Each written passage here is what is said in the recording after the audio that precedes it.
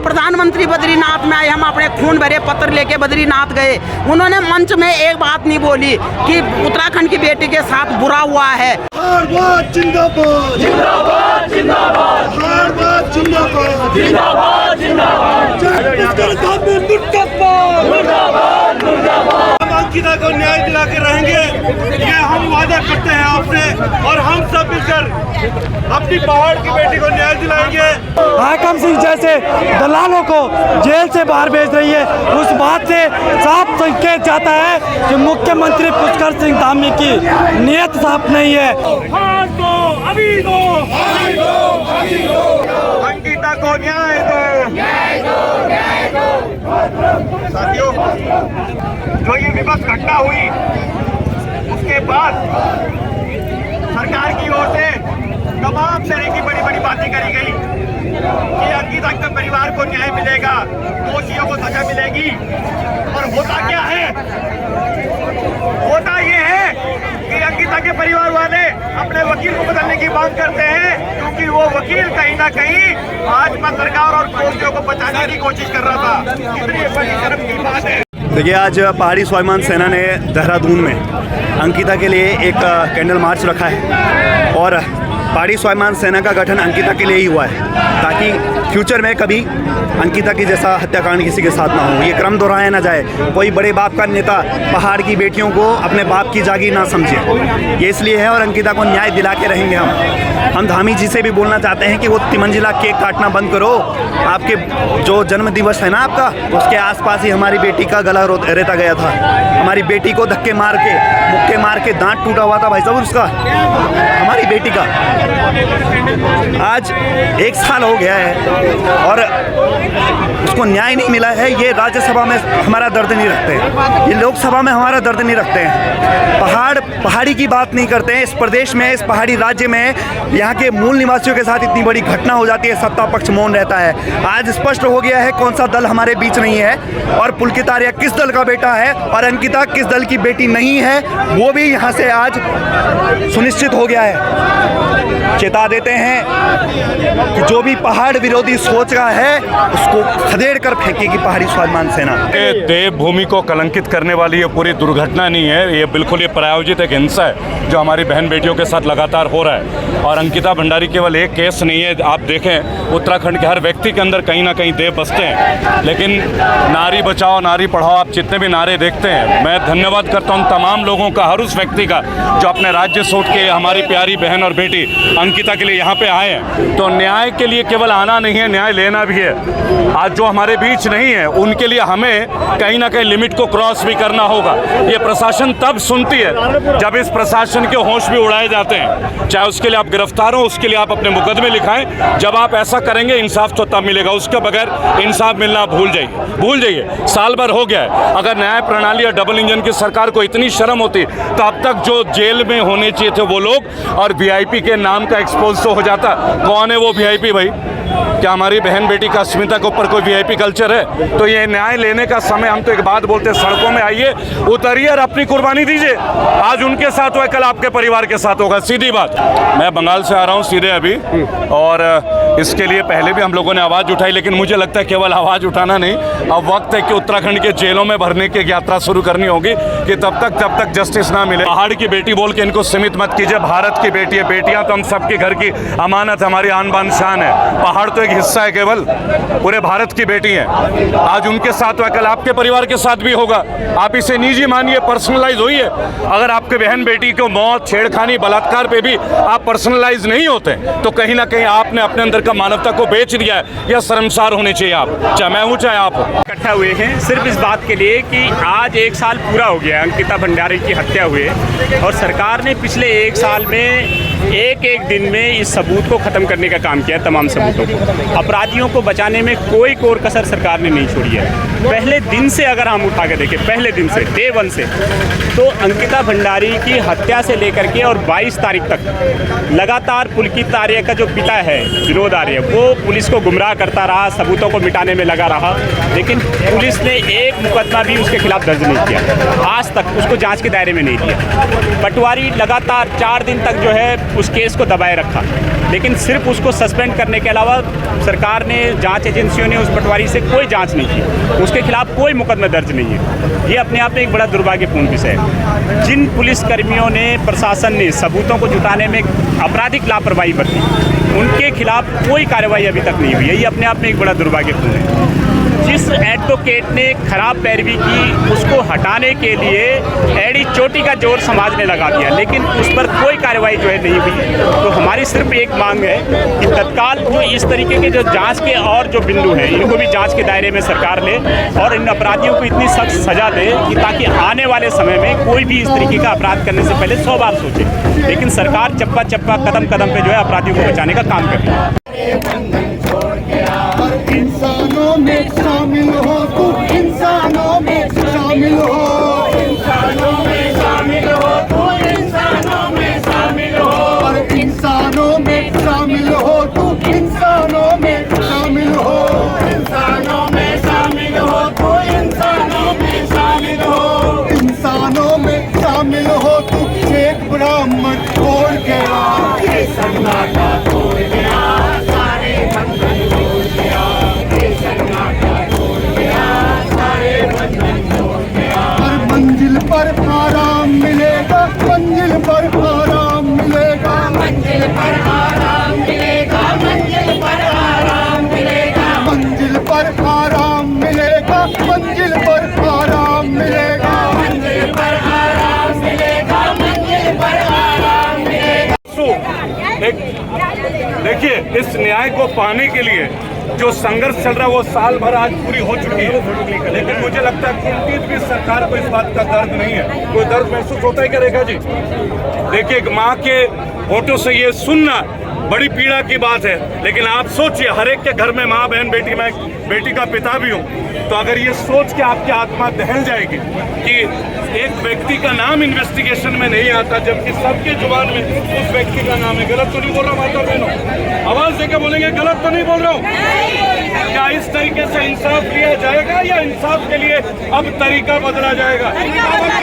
तरीका बदलेंगे, आएंगे सड़कों पे, क्योंकि प्रशासनिक अधिकारियों को जब तक आप चेताएंगे नहीं कि तुम्हारे बहन बेटी के साथ भी यही होगा। अंकिता तुम्हारी भी बेटी ही थी। हमारी बहन को जब कोर्ट में जाती है हमारी बहन, तो उसको अनाप शनाप बोला जाता है। ये सबसे घृणा एक बात है। मैं सरकार से बोलना चाहती हूँ कि हमारी बहन के साथ अगर ऐसी बदतमीजी की गई तो हम उस गुंडे को वही गोली मार देंगे। समर्थन है, समर्थन है, हाथ उठा के बोलिए समर्थन है, हमारी बेटी के लिए समर्थन है। आप देख पा रहे होंगे हमारे पीछे वो भीड़ जो एक साल पहले भी सड़कों पर अंकिता भंडारी के हत्यारों के लिए फांसी की मांग कर रही थी, और आज फिर से वो लोग आज फिर सड़कों पर हैं। हमारे धामी जी ने एक बार ये भी नहीं कहा कि हमारी उत्तराखंड की बेटी के साथ क्या हुआ, मुझे दुख है, एक बात नहीं बोली उन्होंने। हमारे प्रधानमंत्री बद्रीनाथ में आए, हम अपने खून भरे पत्र लेके बद्रीनाथ गए, उन्होंने मंच में एक बात नहीं बोली कि उत्तराखंड की बेटी के साथ बुरा हुआ है और मुझे दुख है। खैर कोई बात नहीं है, हम तो अब भी कह रहे हैं उत्तराखंड की सरकार साथ कभी नहीं देगी। क्यों नहीं देगी? पुलकित आर्य का बाप एक भाजपा का बहुत बड़ा नेता है और इनको ये देखना चाहिए था कि उसका साथ क्यों दे रहे हैं। लेकिन हम आपके माध्यम से कह रहे हैं, मैं कह रही हूँ, हम अगर न्याय नहीं दे सके हम इस लड़की को, तो जिस दिन इन तीनों में से किसी की भी जमानत होगी बाहर आएगी, हम तुरंत उनका गला काट देंगे।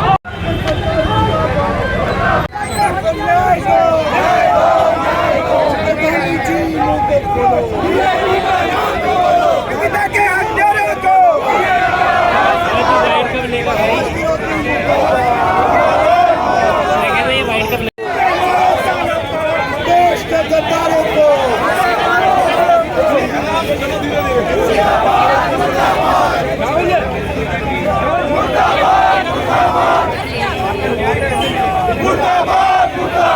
पुष्कर धामी मुर्दाबाद, मुर्दाबाद, मुर्दाबाद, सीएम धामी मुर्दाबाद, मुर्दाबाद, मुर्दाबाद, हंसम धामी मुर्दाबाद, मुर्दाबाद, मुर्दाबाद, मैडम आप मुर्दाबाद,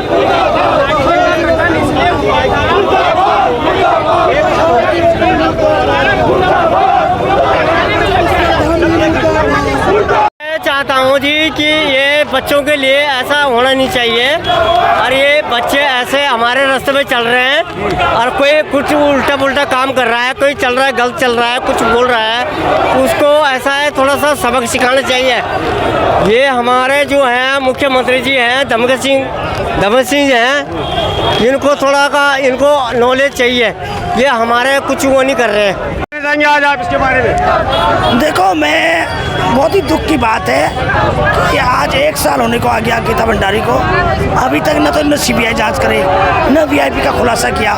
मैं आप लोग के माध्यम से चाहती हूँ धामी तक ये वीडियो जाए और धामी को सीबीआई जांच करानी पड़ेगी, वरना बहुत मुश्किल होगी बीजेपी के लिए। और ये बहुत गलत बात है। इस तरह उत्तराखंड का आदमी सड़कों पर आएगा और 2024 में सबक सिखाएगा। कैसे हैं आप?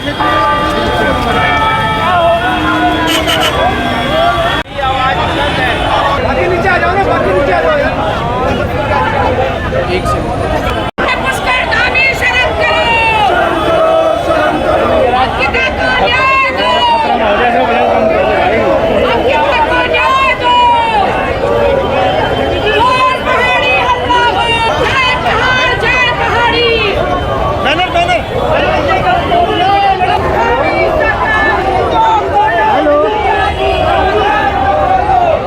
अंकिता हत्याकांड उत्तराखंड के अंदर जो हुआ 1 साल होने वाला है, और डबल इंजन की सरकार होने के बाद जिसका नारा है बेटी बचाओ बेटी पढ़ाओ, उन लोगों ने आज तक हत्याकांड में जो वीआईपी है उसका नाम नहीं खुला। वीआईपी उसका नाम भी खुलना चाहिए, जो असली इनका वीआईपी है जिसके लिए वो मांग की गई थी। और इसके साथ ही जो इनके ऊपर इनके जो विधायक थी एमकेश्वर की, जिसने रिजॉर्ट तोड़ा है रात को, उसके ऊपर भी कार्रवाई होनी चाहिए और पटवारी के ऊपर भी कार्रवाई होनी चाहिए। नहीं तो उत्तराखंड के अंदर कोई बेटी इस प्रकार ही ऐसी रहेगी।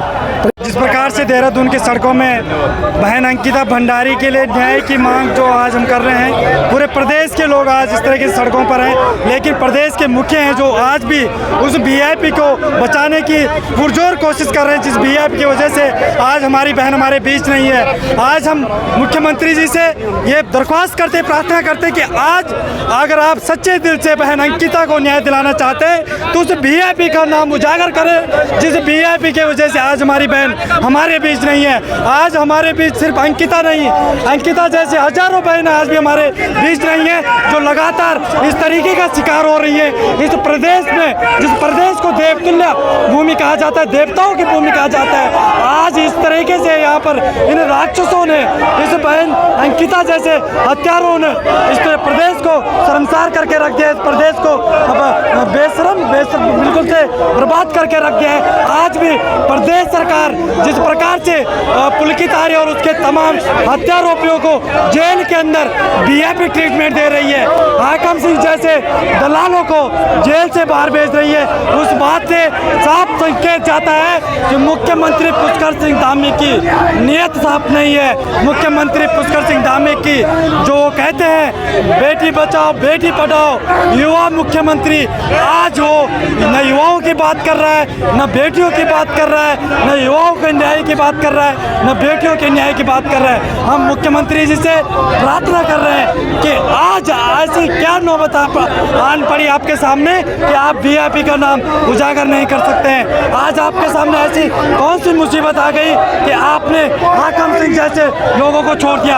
आज आपके सामने ऐसी क्या मुसीबत आ गई कि आज आपको पुलकित आर्य जैसे दोषियों को जेल के अंदर वीआईपी ट्रीटमेंट देने का काम कर रहे हैं? अगर आपकी नीयत साफ है, अगर आपके दिल में खोट नहीं है, अगर वो वीआईपी आपके पार्टी का नहीं है, तो आप सीबीआई जांच लाए और बहन अंकिता भंडारी को न्याय देने का काम करें और उस वीआईपी का नाम उजागर करें। जो इस पहाड़ की गरीब बेटी के लिए 1 साल के बाद भी आपके दिलों में दर्द है और आज यहाँ आप हजारों की संख्या में यहाँ पे पहुँचे हैं। ये लड़ाई जिंदा रहेगी और हम अंकिता को न्याय दिला के रहेंगे, ये हम वादा करते हैं आपसे। और हम सब मिलकर अपनी पहाड़ की बेटी को न्याय दिलाएंगे। और इसके साथ ही हम सरकार को ये भी चेताना चाहते हैं कि अगर आप वीआईपी का तमाम लोग हैं। आशुतोष नेगी जी, यहाँ पर कांग्रेस ने एक बात कही है नौकरी की, उसके लिए क्या कहेंगे? क्या जी? नौकरी की बात जो कही है, नौकरी कहाँ मिली उस बच्चे को? आज जो मनीष खंडूरी जी ने बयान दिया है कि एक बड़ी सरकारी नौकरी की डिमांड कर रहे हैं। इस सरकार के राज्य मंत्री के बेटे ने मारा है उसे। इस सरकार की नैतिक जिम्मेदारी है उसे रोजगार देना।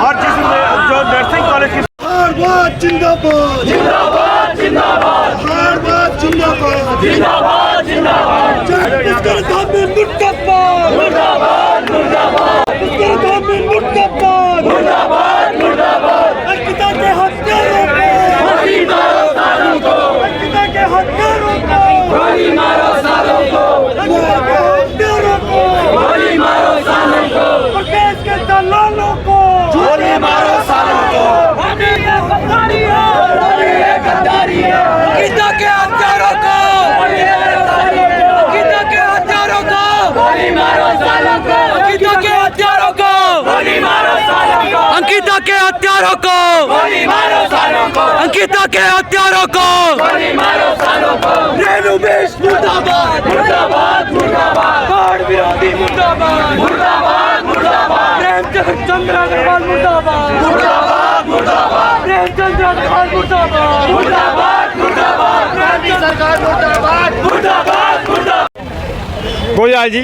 सीधी सीधी बात जी, पार्टी बड़ी या बेटी बड़ी, ये बात सिर्फ और सिर्फ इसलिए कह रहा हूँ कि आज सत्ताधारी नेता बिल्कुल चुप हो।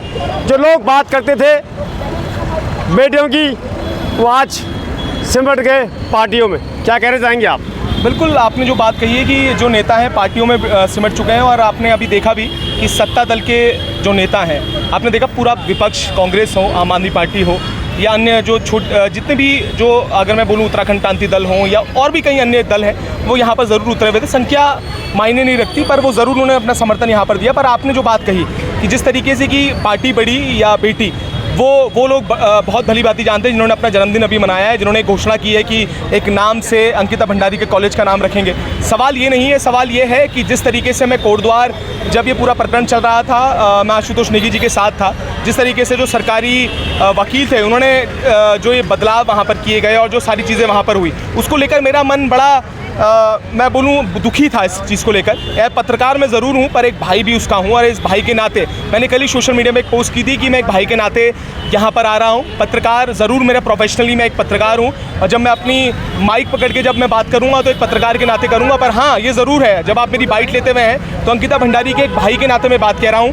कि जो हुआ है और जो हो रहा है, जो न्याय प्रणाली में, मुझे पूरा विश्वास है हाई कोर्ट में, या मैं बोलूँ कि जो मामला चल रहा है कोटद्वार में, उसके बाद सुप्रीम कोर्ट में भी जिस तरीके से आशुतोष नेगी जी आगे बढ़ रहे हैं, और तमाम जो लोग हैं जिस तरीके से जो आवाज़ उठा रहे हैं, जो युवा, मैं बहुत साधुवाद देता हूँ युवाओं का, जो बहुत बढ़ चढ़कर इस आंदोलन में आए, इस पूरी उसमें आए, उन्होंने आवाज़ उठाई है। बस सवाल यही है भाई साहब कि क्या न्याय मिलेगा।